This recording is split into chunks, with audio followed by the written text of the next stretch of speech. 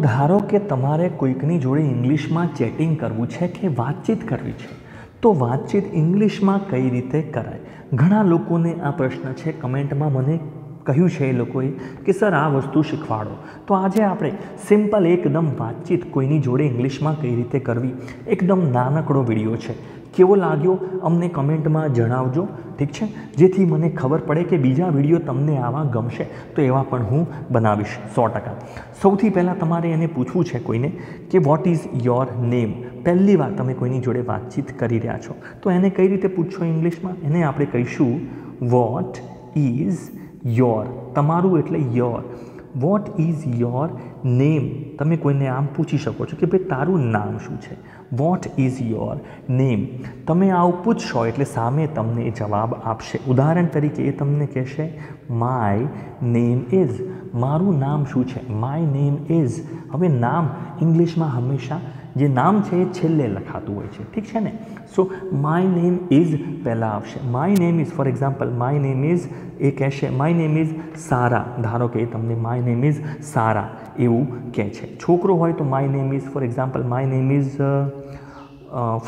My name is Satish એવું કહી શકે, my name is Satish. So this is possible, okay. So પહેલો જ question what is your name, my name is Satish હોય, છોકરી હોય તો માય નેમ ઇઝ સારા। એ રીતે તમને વાત એ રીતે કરી શકો। નેક્સ્ટ તમે પ્રશ્ન એના પછી એવું પૂછી શકો કે તું અથવા તું ક્યાંનો છે, તું ક્યાંની છે, તમારે લોકેશન વાતચીત ચાલુ રાખવાની છે। શું તમે કહો છો વેર, વેર એટલે ક્યાં, વેર આર, કારણ કે યુ એટલે તારા વિશે વાત છે તો યુ જોડે હંમેશા આર આવે, આર પહેલાં આવશે। સો વેર આર યુ ફ્રોમ, જગ્યા તમારે પૂછવી છે ક્યાંથી છે, where are you from, FROM, where are you from, તું ક્યાંની છે મતલબ તું ક્યાં રહે છે, તારું મૂળ વતન કયું છે। તો એ તમને ફોર એક્ઝામ્પલ ધારો કે તમે દેશની વાત પૂછો છો તો એવું કહી શકે for example I am from, ધારો કે હવે તમને એવું કહેવા માગે છે કે I am from USA, I am from USA, USA એટલે ધારો કે America, I am from USA। અથવા તો એવું કહી શકે આઈ એમ ફ્રોમ અમદાવાદ, અમદાવાદનો spelling Ahmedabad, I am from Ahmedabad, એ પણ તમે કહી શકે। તમે આને વેર આર યુ ફ્રોમ કીધું છે તો એ દેશ, રાજ્ય, જે પૂછવું જે કહેવું હોય એ કહી શકે છે। ધારો કે તમારે એવું જ ખાલી પૂછવું છે કે ભાઈ તું ક્યાં રહે છે અત્યારે, એવું પણ પૂછી શકાય કે તું ક્યાં રહે છે સપોઝ, તો તેને તમે કહી શકો where do you, where do you live, where do you live, તું રહે છે ક્યાં, વેર ડુ યુ લીવ। તો એ જવાબમાં એ કહી શકે for example I live in, I live in, four example I live in Baroda, હું બરોડામાં રહું છું, આ રીતે પણ પૂછી શકાય। વેર ડુ યુ લીવ, હાલ મતલબ હાલ હું બરોડામાં રહું છું, આઈ લીવ ઇન બરોડા।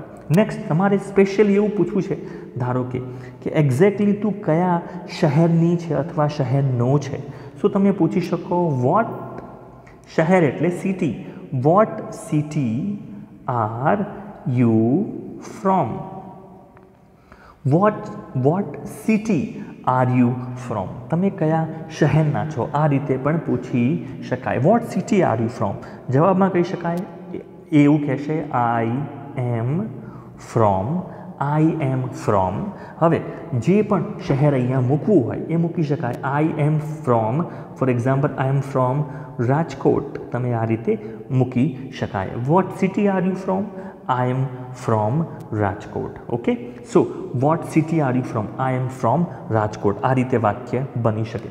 ધારો કે તમે કોઈને મળ્યા છો અને તમારે કહેવું છે કે તું અહીંયા ફર્સ્ટ ટાઈમ આવ્યા છો, તમે અહીંયા ફર્સ્ટ ટાઈમ આવ્યા છો, આપણે કોઈને આ વાતચીત કરવા માટે પૂછીએ, શરૂ કરવા માટે આર યુ હિયર, હિયર એટલે અહીંયા, are you here for the FIRST, first એટલે પહેલી વાર, first time, are you here for the first time, તમે અહીંયા પહેલી વાર આવ્યા છો, are you here for the first time, જવાબમાં એવું કહી શકાય ફોર એક્ઝામ્પલ યસ, હા, I have never bin here, પૂર્ણ વર્તમાન કાળનું વાક્ય છે, I have never bin here, before, આની પહેલાં હું અહીંયા જગ્યાએ લાઈફમાં કદી જિંદગીમાં નથી આવેલી. I have never bin here before. Are you here for the first time? Yes, I have never bin here before. આ રીતે વાક્ય બની શકે. હવે તમારે ધારો કે ભાષાનું પૂછવું છે કે ભાઈ તને ઇંગ્લિશ બોલતા આવડે છે, બીજી કોઈ પણ ભાષા બોલતા આવડે છે. Do you speak English? Do you speak English? શું તું ઇંગ્લિશ બોલે છે? Do you speak English? Do you speak Hindi? Do you speak Gujarati? આ રીતે પૂછી શકાય. તો જવાબમાં આવું કહી શકાય. ફોર એક્ઝામ્પલ, યસ, હા હું બોલી શકું છું. Yes I do. Yes I do, હા હું બોલી શકું છું. Yes I do. હવે એવું પણ કહી શકે કે બહુ નથી આવડતું, તો કહી શકાય I can speak it little. Little એટલે થોડું મને બોલતા ફાવે છે. Yes I can speak it little, મને બોલતા ઓછું ફાવે છે, હા પણ હું સમજી શકું છું. પરંતુ આઈ કેન અન્ડરસ્ટેન્ડ,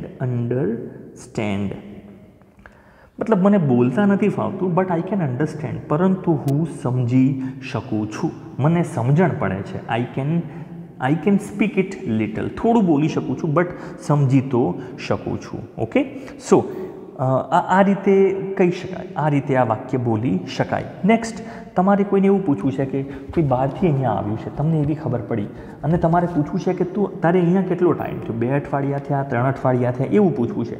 તો તમે પૂછી શકો હાઉ લોંગ એટલે કેટલા સમયથી. હાઉ લોંગ હેવ યુ બીન. જો આ ખૂબ જ વધારે વપરાય છે. Have you bin, I have been. તો બીનવાળું જે છે ને, કેટલા સમયથી અહીંયા છો, અહીંયા આવેલા છો, એના માટે આ વપરાય છે. How long have you bin here. જ્યારે બીન વપરાય ને ત્યારે સમજી લેવાનું કે અહીંયા જે પૂછાય છે એ કેટલા સમયથી અહીંયા છો, અહીંયા રહો છો, એના માટે પૂછાય છે. એટલે બીન હેવ જોડે વપરાય છે. How long have you bin here, અહીંયા તમે કેટલા સમયથી છો. જવાબમાં એ કહી શકે ફોર એક્ઝામ્પલ ફોર 2 weeks.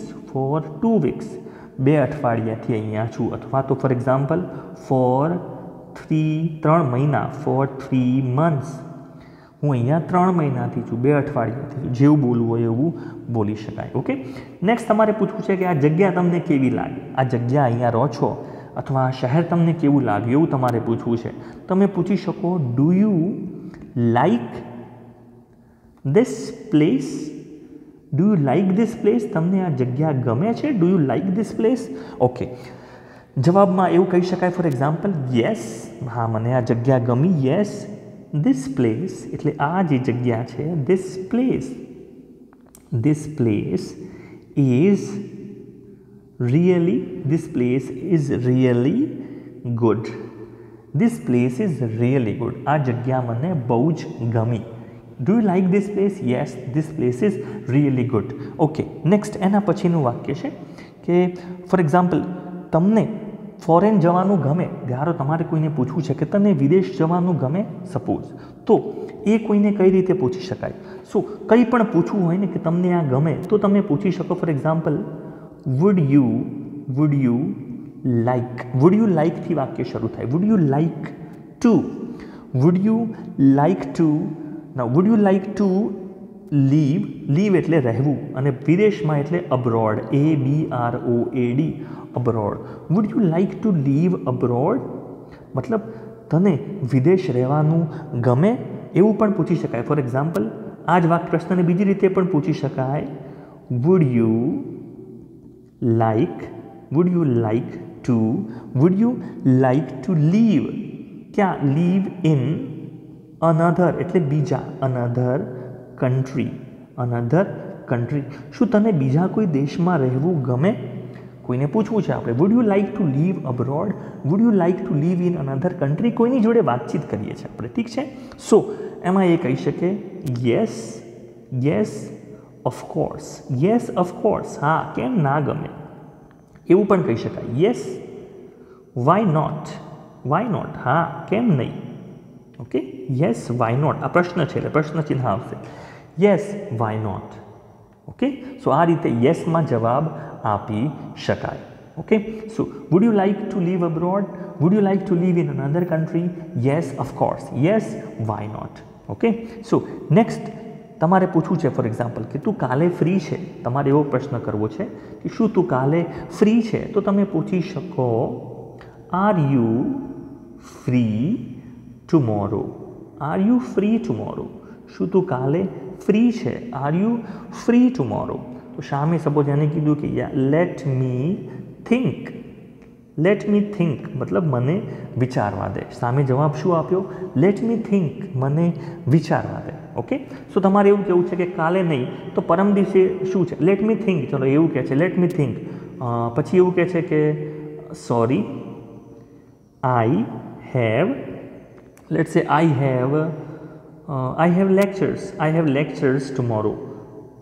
એવો જવાબ મળ્યો કે ના ભાઈ કાલે તો લેક્ચર છે, ધારો કે કંઈ પણ બીજું હોઈ શકે.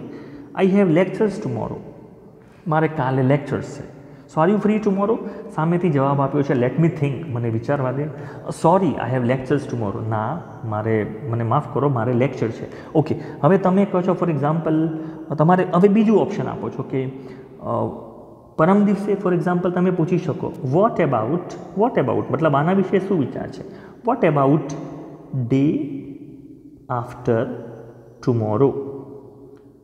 Vote about day after tomorrow મતલબ ડે આફ્ટર ટુમોરો એટલે પરમ દિવસે.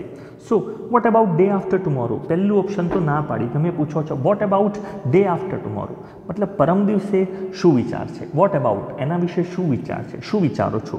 સો આ રીતે પ્રશ્ન પૂછી શકાય what about day after tomorrow. અથવા એવું પૂછી શકાય કે વોટ અબાઉટ